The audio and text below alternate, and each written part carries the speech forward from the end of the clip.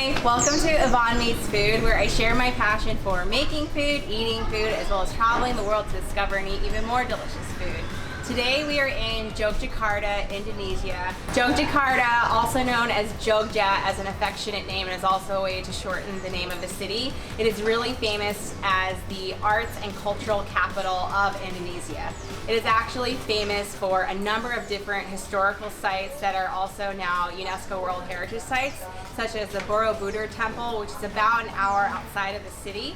It is a really famous Buddhist temple, which is pretty sprawling. It's famous as a place that people go to during sunrise. They also go there for prayer and worship. Another famous site that we have already seen on this trip is Prambanan, which is a collection of a number of temples as well, 3 of which are Buddhist, and then the main famous temple, which is the largest structure there, which is Hindu. As an arts and culture capital of Indonesia, Jogja is also well known for quite a bit of art, as well as different types of art shows. There's also a ton of street art here. So pretty much every street that we've walked through, whether it was near the Taman Sari or in the Malioboro area of the city, which is in the central part of Jogja, you see a ton of different street art. Jogja is a really great fun place. It's very, very cultural. There's so much to see and to do here, and there's tons and tons of food to eat. The main national dish, or they keep calling it the national dish, but it's really the dish that the city is defined by, is gudeg. And that is a jackfruit stew that it has sweet and as well as a savory component. It is cooked in palm sugar. There's also some coconut milk that's added to it, I believe. The food here is notably different than the food that you'll find in Jakarta. And the gudeg, of course, is going to be something that is very characteristic and symbolic of what Jogja is all about in terms of food. So let's go get started and check out the city and also do some eating.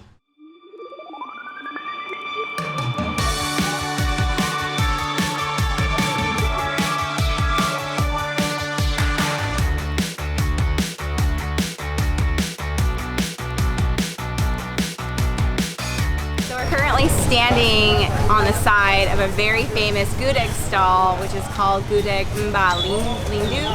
In this specific dish, it is served with some rice. You also have a little bit of tofu.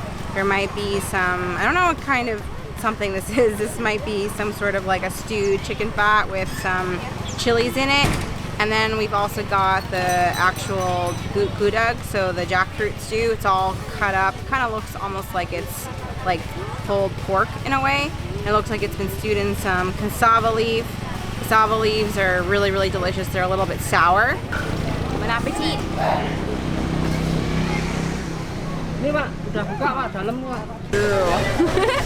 This stew is so interesting. So it definitely has sweet because of the jackfruit, and then I can also taste like some palm sugar. So if you didn't actually tell me beforehand, I might have thought that it was actually meat. We were actually standing in the way of a hotel parking lot that was right next door to the gudeg stall. It's a really small stall. There's actually like a decent number of seats and benches that you can sit on.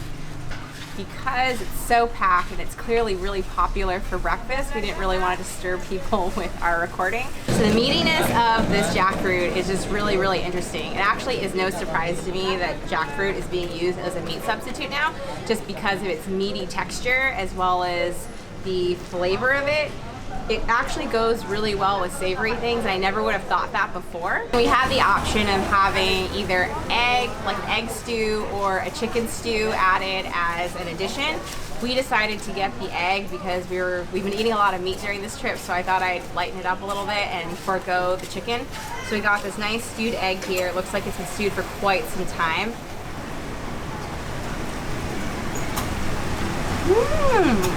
This is really good. It's clearly braised really well. It's a little bit overboiled. Kind of like it was braised in like a sweet soy sauce. But the flavor is really good. And it's like not too salty. So it also came with the option of having some sambal, or some spicy chili paste.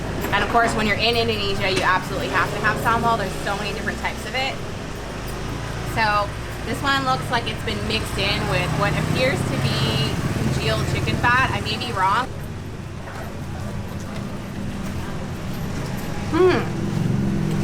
Fatty. Spicy. A little bit of sambal goes a long way. This is definitely spicy. But it adds like a really, really nice kick to the gudeg, the jackfruit. And this mincemeat's really yummy too. It's much lighter than it looks. I'm really loving all the sambals here. I really think that Indonesia is definitely super well known for having so many different types of spicy chili paste. We pretty much had a different flavor combination at every single restaurant or food stall that we've been at. Some places will even have multiple types of sambal, so there might be ones made with green chili, ones made with red chili. There are also ones that are more sour, more sweet, and more salty than the other. So if you ever come to Indonesia and you find that you don't really like the first sambal that you have, don't worry. There may be other ones along the way that you should definitely be open-minded to trying, because you may find one that you really, really love. This one's definitely more on the savory, kind of like sweet side, but maybe it's also because I've kind of mixed it up with the gudeg. But the gudeg goes super, super well with this sambal. It's really good. It has just like the right level of heat.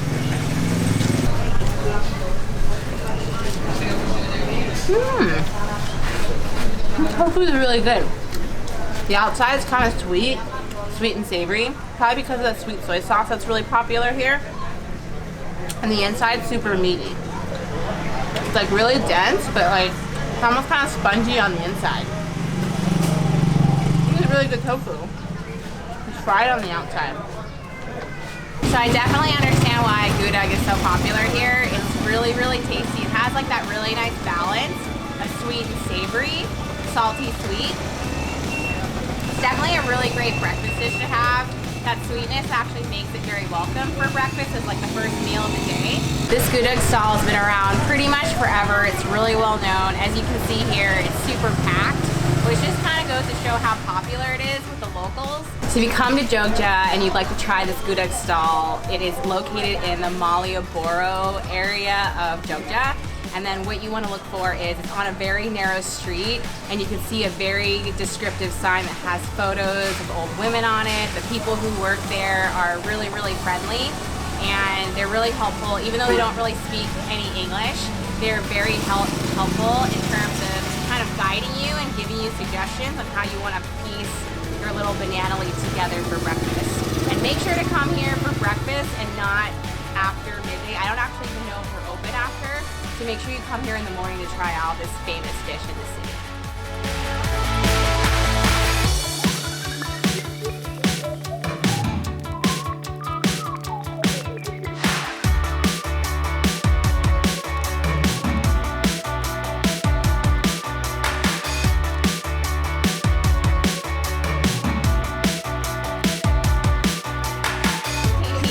So the next stop on our Jogja food tour is a place that is really well known for chicken feet noodles, and the place is called Mi Ayam Bu Tumini. And it seems like it's pretty well established. We arrived via car, and there was already a long, long queue of people who were trying to get into the restaurant. There's outdoor seating as well as indoor seating, and the indoor area just opened just as we started queuing up in the long line that was outside. They have kind of an indoor and an outdoor area for preparing the food. They have a huge mise en place where they've got little bowls for noodles. They're also scooping up vegetables as well as the chicken feet, and this really luxurious, creamy looking sauce. So really excited to try this today. It's clearly really popular and really good because of how many people are waiting inside as well as outside for the food. Some people have already ordered. They're waiting for their steaming hot bowls of noodles. Others are still waiting outside. So chicken feet is one of those parts of the chicken or an animal that people are a little bit hesitant to try if they haven't been raised eating it. I personally have been eating chicken feet pretty much since I was young. It's a very common thing to eat in Chinese as well as Vietnamese culture. It is notable specifically for how gelatinous it is. So the most common and easiest way to try out chicken feet if you've never had it before is at dim sum or at a yum cha spot.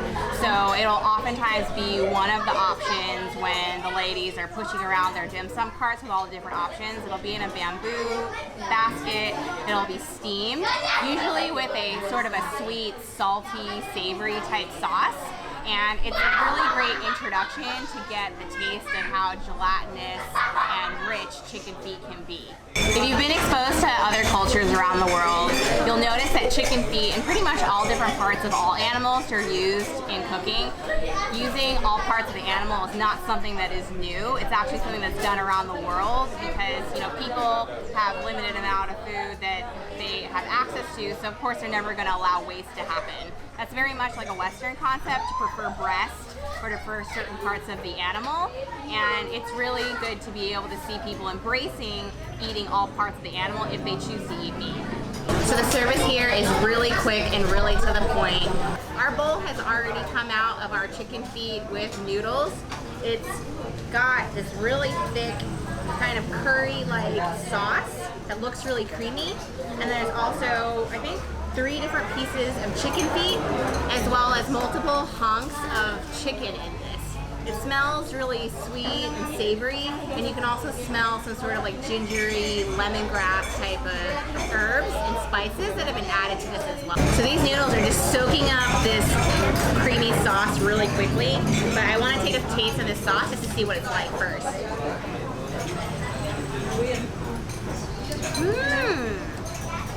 It's really creamy. Ooh, it's got a bit of spice to it. It tastes like it could be white or black pepper.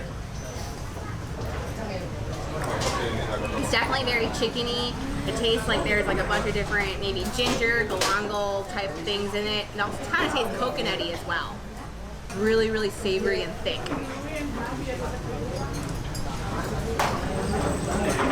Now I'm going to take a taste of this noodle, soaking up this delicious, thick, creamy sauce.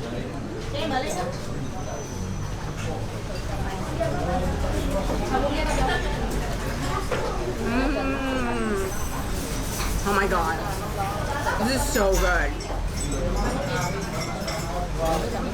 Oh my god, okay, this could be a lofty statement, but this could easily be the best bowl of noodles that we've had since coming to Indonesia. These noodles are fat and thick. I'm not sure if they are egg-based or wheat-based, but they've got a really nice chewy texture. And they're also like really, really springy as well. And just soaking up this creamy, thick, chickeny, coconutty, spicy sauce. Oh my god, this is like the perfect pairing. Okay, so we're gonna now try the chicken feet. We've got 3 nice thick pieces. Here goes.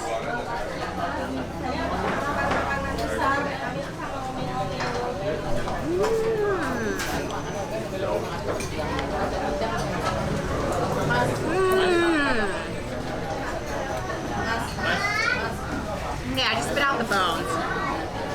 But these chicken feet are like melt in your mouth collagen-y.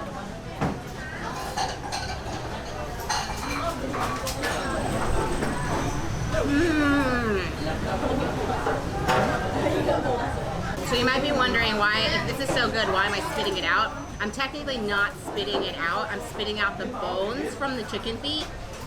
So the way that you're supposed to eat chicken feet is you basically take the foot, you put it into your mouth, and then you just suck it. So you're sucking off the skin, you're also sucking off the collagen, and then once you're done with that, you're gonna clean off all the bones, and they're gonna come out as little pieces because feet have little bones, so you're going to spit each of them out. So that's what this little pile that I have accumulated is basically showing. So if you've never had chicken feet before, don't be scared about trying the chicken feet. These bones are not as small as fish bones. They're obviously going to be a little bit bigger than that, so there's not going to be a big choking hazard, assuming that you are an adult. And the other thing to keep in mind is this is really about texture. A lot of Asian cuisine really heavily prizes texture, so that's why collagen and chicken feet are so well loved among so many Asian cultures. And if hundreds of millions of people are eating this and find this tasty, it's really hard to believe that they'd actually be wrong.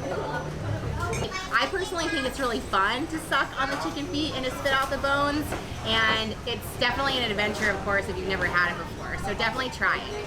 We're going to take a bite of the noodle with the sauce, the chicken, and also this green vegetable together.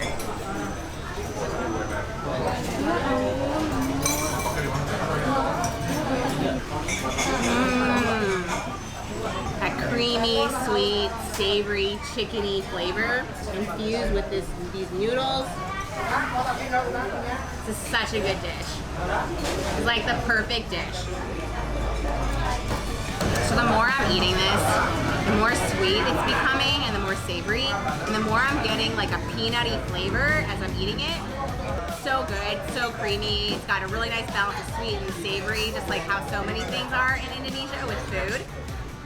And I just love how rich and creamy this broth is, but it's rich and creamy, but it doesn't weigh you down and make you feel heavy. So that was really tasty. It's probably the best bowl of noodles we've had, in my opinion, since we've come to Indonesia. It was super creamy, super rich, really sweet and savory and peanutty, and that chicken feet was just like melt in your mouth. And now we're gonna head off to our next spot on our list.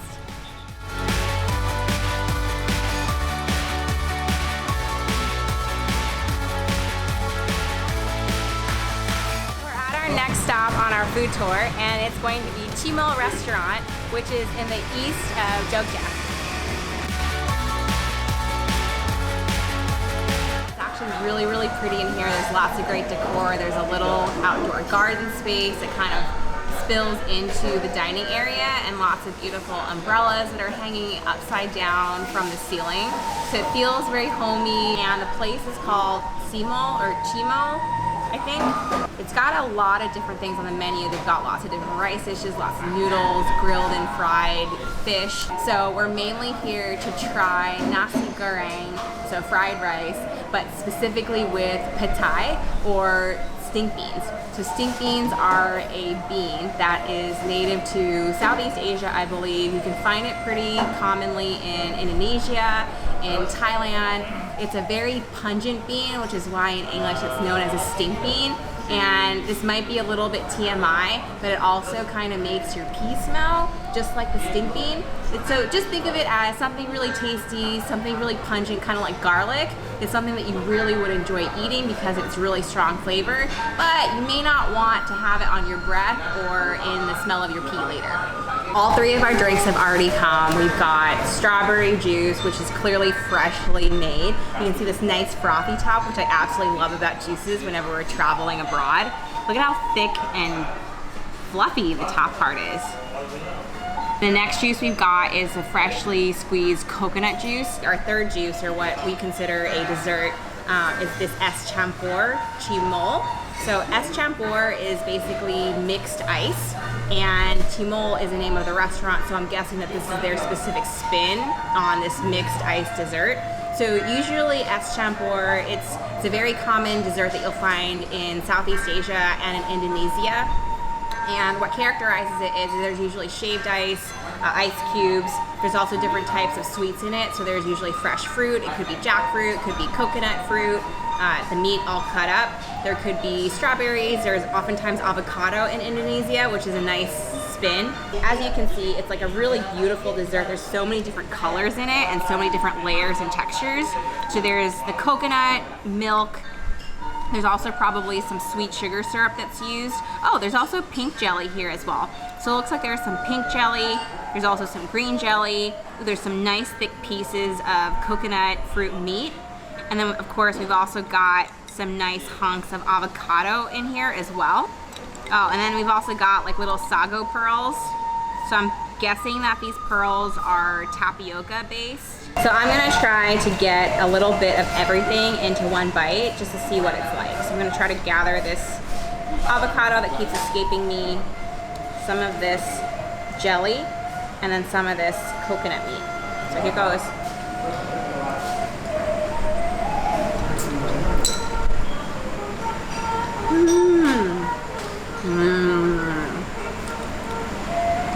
Oh, this is so refreshing. So hot and humid here in Jogja. You can imagine how refreshing something like this ice dessert would be. Coconut meat is really luscious, it's really silky, and the jelly is really, really nice and soft and chewy. Freshness of the coconut meat here is just, oh my god, so good. And the avocado adds a nice creamy touch too in addition to that coconut milk. Okay, so now we're gonna try the strawberry juice. And then we're also gonna try this coconut juice as well. Oh, I just love how frothy the juices are here.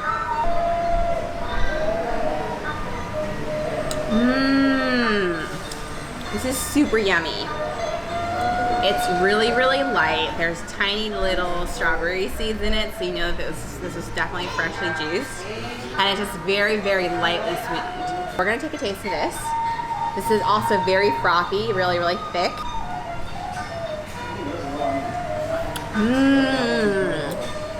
Oh wow.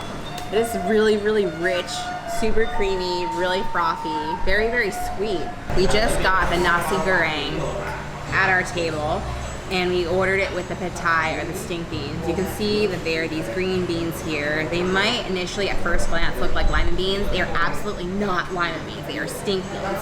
And initially I was honestly a little bit disappointed that only a couple of pieces came with the fried rice. So we asked for a separate order of pad thai goreng, which just means that they've deep fried the entire pod of the stink beans. And it's also come with some shrimp, chips, a little garnish of tomato and cucumber, and we also ordered the nasi goreng spicy. The official name of it on the menu is nasi goreng babat pad thai. So this is gonna have some tripe in it. It also looks like there could be some chicken, and there's also a bunch of different like little vegetables that are kind of chopped up and added into this stir-fried rice.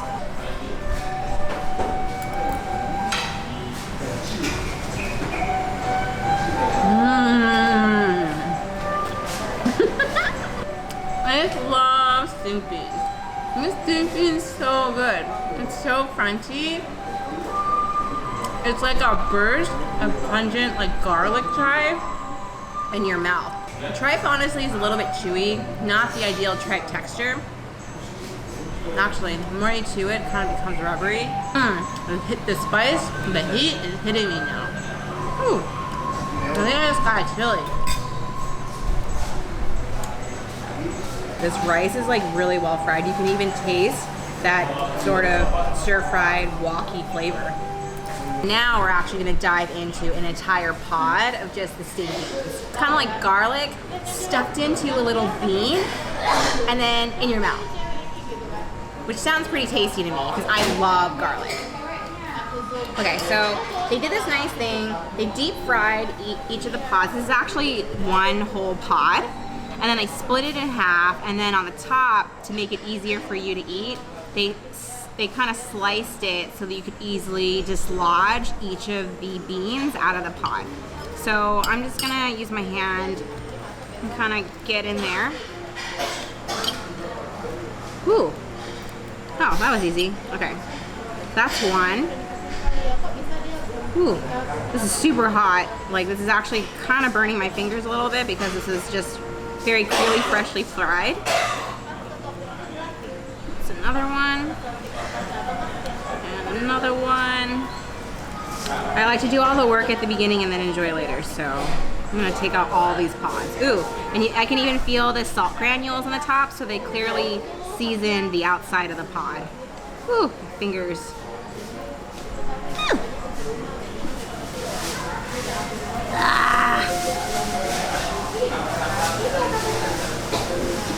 Okay, so we got them all out. We got 12 beautiful, delicious, pungent stink beans at our fingertips literally right now. You can smell how garlicky it is just from one, oops, just from one bean on a spoon.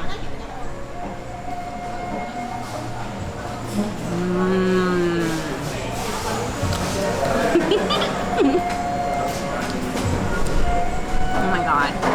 These are probably the best beans on earth. I love black beans and I love chickpeas and I also really love lentils. But stink beans kind of kick all their butts combined. Crunchy, kind of soft and tender on the inside, garlicky, chivy. And then even after you swallow it, it's like, it keeps telling, like your throat's telling you, oh, I just ate a stink bean. Hello, I smell like stink bean. So clearly I'm a little bit obsessed with stink beans, and the fried rice was not enough because there are only a few beans in here. So we got this second pod, which we just went through. And then because we're still obsessing over the stink beans, or when I say we, I really mean I, we also got a second pod. So we haven't even opened this yet. This is freshly fried. They're really, really friendly here. They actually started laughing a little bit when we told them that we wanted another pot of this. Make sure that you cannot leave Indonesia without having stink beans.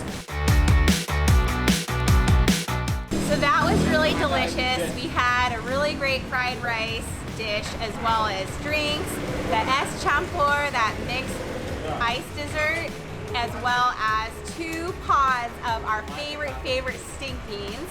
It was so delicious. The service was really friendly. Dia, our server, was amazing. So Jogja has been a fantastic place, both in terms of the sights, the arts and culture, the friendliness of the people, as well as the delicious food here. The gudeg stall was definitely a huge highlight of this trip, as well as the delicious desserts that we've had, as well as just in general, just like the overall friendliness of the people here. This specific restaurant was a really great way to end because we got our big fill of stink beans. So I really hope that if you are planning a trip, definitely consider Indonesia, especially Jogja. It's just such a nice place to visit. The food here is delicious, the people here are friendly, and it's just an overall just fun place to visit. So I hope that you enjoyed this video. If you did, please give it a thumbs up. I would love to hear what your favorite dish has been on a trip that you've recently taken. And please subscribe for more food, more travel, more cooking, and more fun as we explore the rest of Jogja as well as cities and towns in the future. Thanks again for watching. Bye.